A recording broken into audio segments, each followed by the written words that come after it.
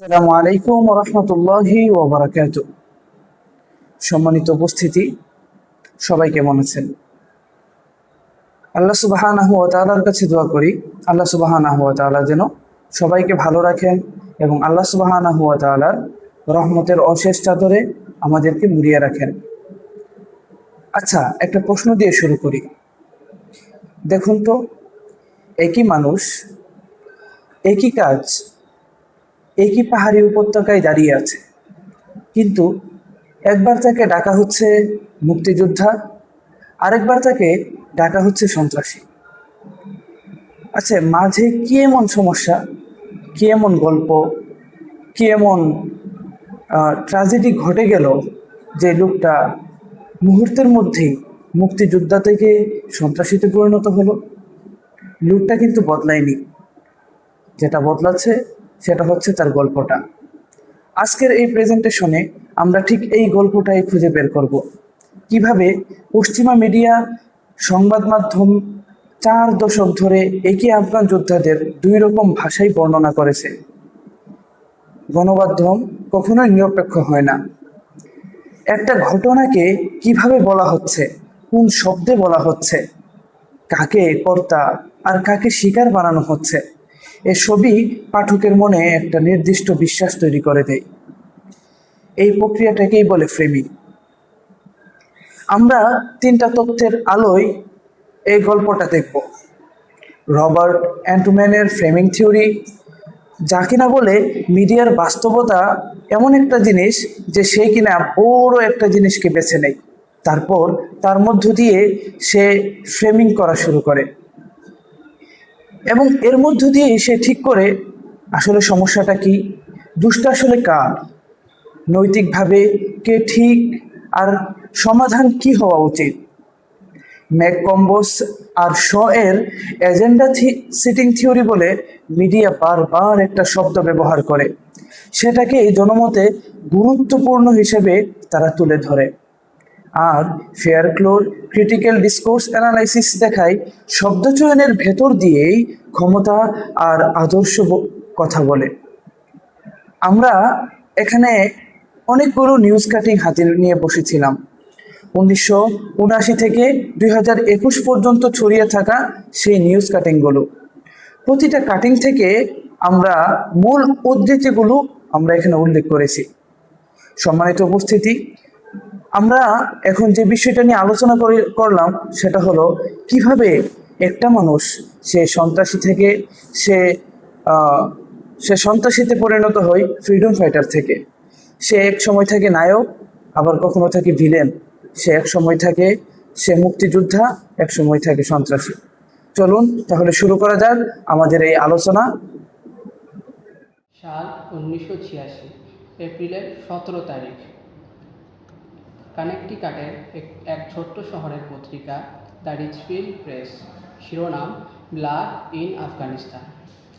লেখক James Phillips লিখেছেন, Soviet অভিযান হলো a brutal campaign of systematic terror to intimidate and demoralise the Afghans. আফগানদের ভয় দেখিয়ে মনোবল ভেঙে দেওয়ার জন্য চালানো এক নৃশংস অভিযান। আর একই পাতায় একটা ছবি, 22 বছরের এক যুবক, নাম হামিদ, দাঁড়িয়ে আছে স্কুলের ছাত্রদের সামনে, নিজের দেশের যুদ্ধের কথা বলছে। তাকে ডাকা হচ্ছে মুজাহিদি, ডাকা হচ্ছে ফ্রিডম ফাইটার। আর যারা তার বিরুদ্ধে দাঁড়িয়ে, তাদের নাম অকুপেশন ফোর্স, দখলদার বাহিনী। কুয়ো বিষাক্ত করা, শহরে বোমা মারা, সাধারণ মানুষ হত্যা করা, প্রতিটা নেতিবাচক ক্রিয়ার কর্তাই তারা। ভাষাটা লক্ষ্য করুন, এটা কাকাতালীয় না, এটা উদ্দেশ্য প্রণোদিত। এবার চলুন আরেকটা পাতায়। 1984, 2 মে, কেন্টাকি নিউ এরা পত্রিকা, সম্পাদকীয় শিরোনাম একটা প্রশ্ন, ডাজ দ্য ওয়ার্ল্ড কেয়ার? পৃথিবী কি আদৌ পরোয়া করে? এই প্রশ্নটাই পাঠকের বুকে একটা মমতা জাগিয়ে তোলে। ভেতরে লেখা, again bands of Afghan freedom fighters, ক্ষিপ্র আফগান মুক্তিযোদ্ধার দল।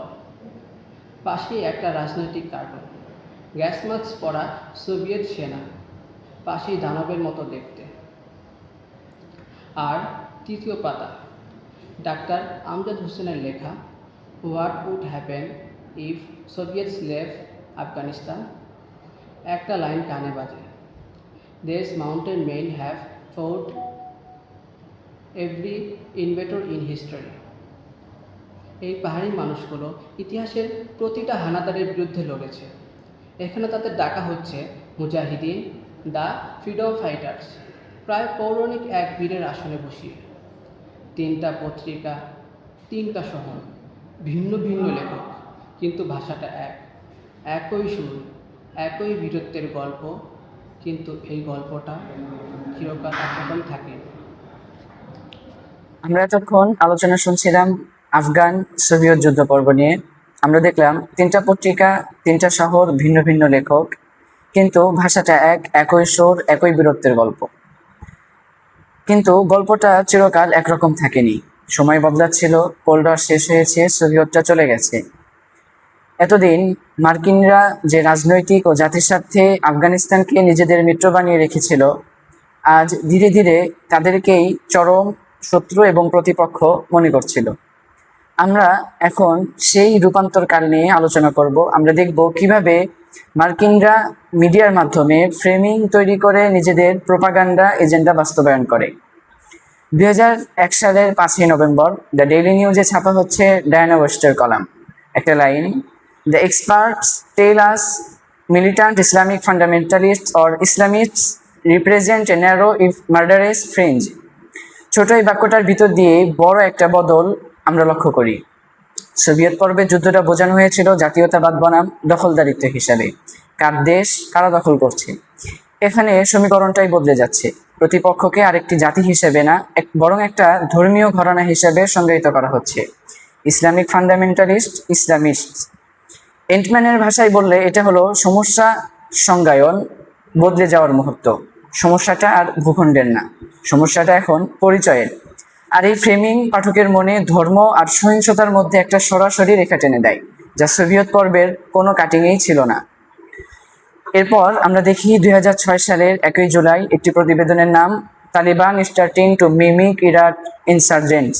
ভিতরে লেখা, suicide attacks, roadside bombs, kidnappings are becoming more common tactics in Afghanistan as Taliban militants follow the lead of insurgents in Iraq. লক্ষ্য করুন, এখানে পরপর তিনটা শব্দ বসছে, মিলিট্যান্টস, ইনসার্জেন্টস, টেররিস্টস। কোনো ব্যাখ্যা নেই, কোনো প্রেক্ষাপট নেই, শুধু কৌশলের বর্ণনা, বোমা, অপহরণ, আত্মঘাতী হামলা। এটা এজেন্ডা সেটিং তত্ত্বের একটা ভালো উদাহরণ। এই শব্দগুলো বারবার ব্যবহার করে পাঠকের মনে তালিবান মানেই সহিংস কৌশল, এই সমীকরণটা স্থায়ী করে দেওয়া হচ্ছে। আমরা এই দুটো কাটিংকে পাশাপাশি রাখলে একটা প্যাটার্ন স্পষ্ট হয়ে ওঠে। প্রথমে প্রতিপক্ষকে একটি ধর্মীয় পরিচয়ে বেঁধে ফেলা হলো, তারপর সেই পরিচয়ের সঙ্গে সহিংসতার শব্দগুলো বারবার জুড়ে দেওয়া হলো। এটা এক লাফে ঘটেনি, এটা একটা ধারাবাহিক নির্মাণ প্রক্রিয়া। আর এই প্রক্রিয়া শেষ পর্যন্ত কোথায় সম্পূর্ণ রূপ নিল সেটাই আমরা ধীরে ধীরে দেখব।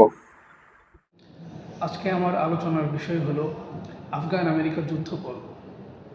একই লেখা, একই শব্দ, শুধু শিরোনামটা বদলে গেল, আর তাতেই গল্পটা অন্যরকম হয়ে গেল।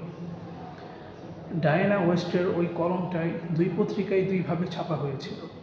প্রথমটার শিরোনাম ছিল the gap between Islam and faith, একটা সাধারণ বিবৃতি, কিন্তু দ্বিতীয়টার সামনে জুড়ে দেওয়া হলো দুটো প্রশ্ন, এক্সপ্লেইন দিস, এটা ব্যাখ্যা করো। হঠাৎ পাঠককে বসিয়ে দেওয়া হলো একজন বিচারকের আসনে, আর গোটা মুসলিম বিশ্বকে দাঁড় করানো হলো আসামির কাঠগড়ায়। একটা শিরোনাম বদলে পুরো অনুভূতিটাই পাল্টে যায়। এবার আসুন একেবারে চোরায়, খোদ প্রেসিডেন্ট জর্জ ডব্লিউ বুশের মুখে। 2001 সালের 6 নভেম্বর জর্জ ডব্লিউ বুশ বলেন, because the Taliban regime of Afghanistan refused to turn over the terrorists and we are making good progress in a just cause. এটা কোনো সংবাদপত্র না, এটা রাষ্ট্রের নিজের ভাষা। আর অবাক করার ব্যাপার হলো এই ভাষা, টেরোরিস্ট, রেগেম, এই দুই শব্দ হুবহু মিলে যাচ্ছে সংবাদ মাধ্যমের ভাষার সঙ্গে। সেই রাষ্ট্র যা বলছে সংবাদ মাধ্যম কেবল তারই প্রতিধ্বনি করছে। আর এখানেই আসে আমাদের গল্পের সবচেয়ে চমকপ্রদ মোড়। রাহুল মহাজনের বই দি নিউ ক্রস, এই বইয়ে ফাঁস হলো এমন এক তথ্য যা প্রমাণ করে দেয় এই ভাষার কোনো কাকতালীয় ব্যাপার ছিল না। মার্কিন সংবাদ মাধ্যম প্রতিষ্ঠানের ভেতরে অভ্যন্তরীণ স্মারকলিপি পাঠানো হয়েছিল। নির্দেশ দেওয়া হয়েছিল কোন শব্দ ব্যবহার করতে হবে এবং কিভাবে করতে হবে, কিভাবে আফগান বেসামরিকদের মৃত্যুকে খবরে সবসময় 9/11 এর প্রতিক্রিয়া হিসেবে দেখাতে হবে। এমনকি ফ্লোরিডা একটা পত্রিকাকে সরাসরি বলে দেয় যে আফগান বেসামরিক মানুষদের লাশের ছবি না ছাপতে।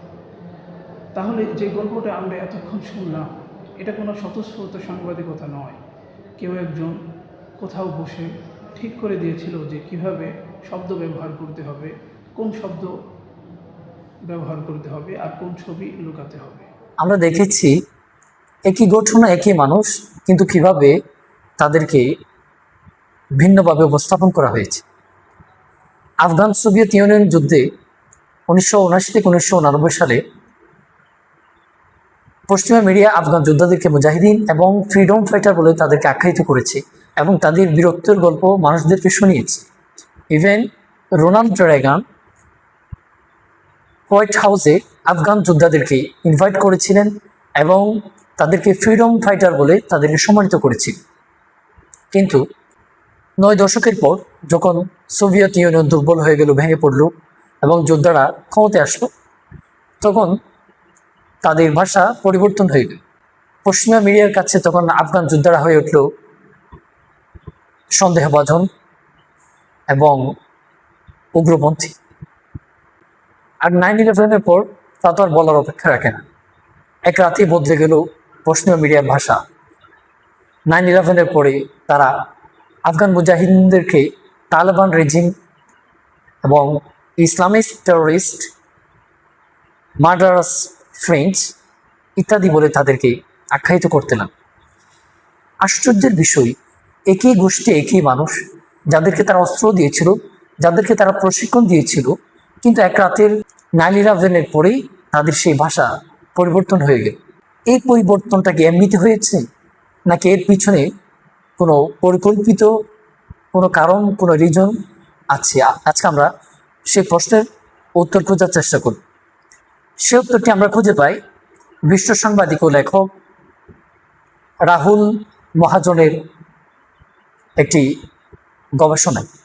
তিনি তার বই দ্য ক্রুসেডে উল্লেখ করেছেন তাদের এই পরিবর্তন, পশ্চিমা মিডিয়ার ভাষার এই পরিবর্তন, এটা এমনিতেই ছিল না, বরং সংবাদ প্রতিষ্ঠানগুলোর ভেতরে অভ্যন্তরীণ সম্পাদকীয় মেমো পাঠানো হতো, যেখানে স্পষ্ট উল্লেখ থাকতো কোন শব্দ বলা যাবে এবং কোন শব্দ বলা যাবে।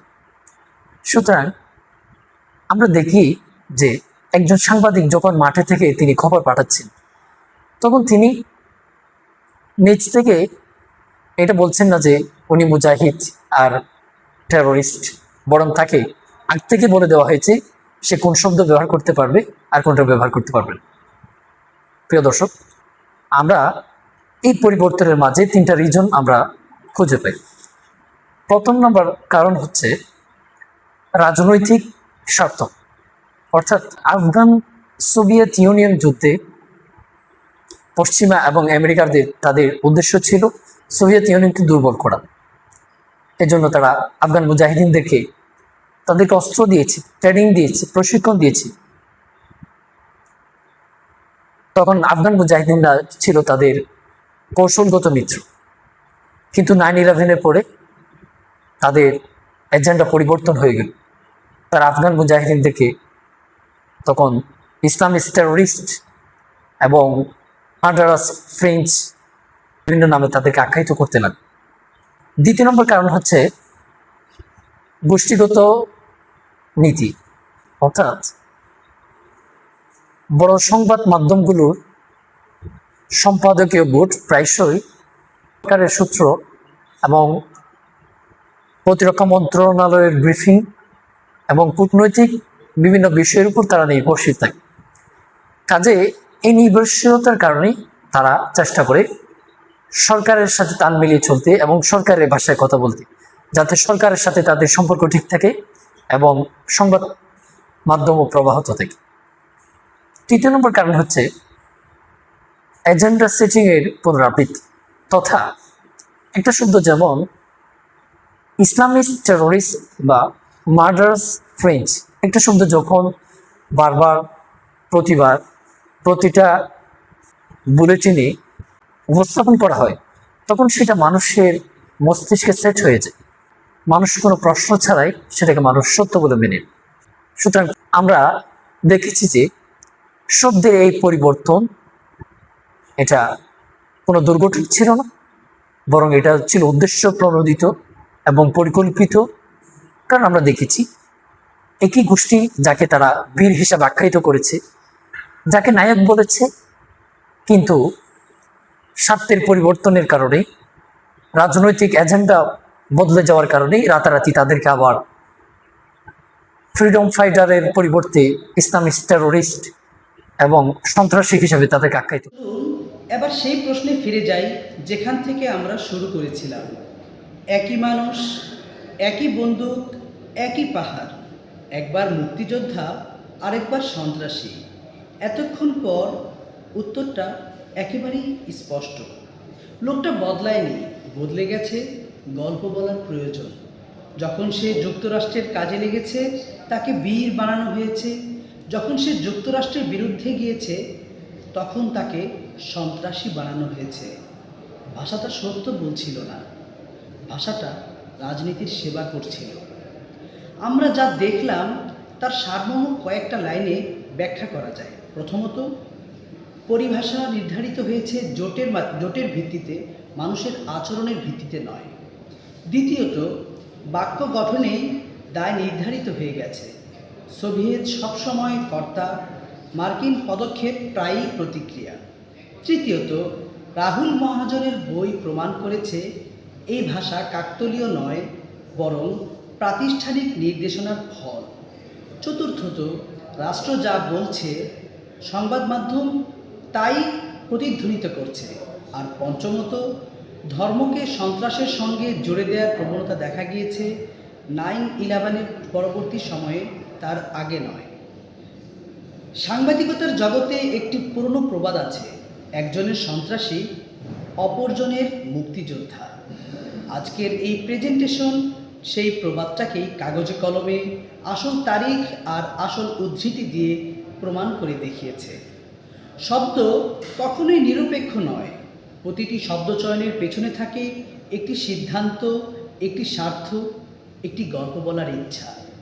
পরের বার যখন কোনো খবরের কাগজে কাউকে জঙ্গি বা কাউকে বিপ্লবী বলা হবে তখন একটু থেমে ভাববেন গল্পটা কে বলছে এবং কেনই বা বলছে। ধন্যবাদ সবাইকে।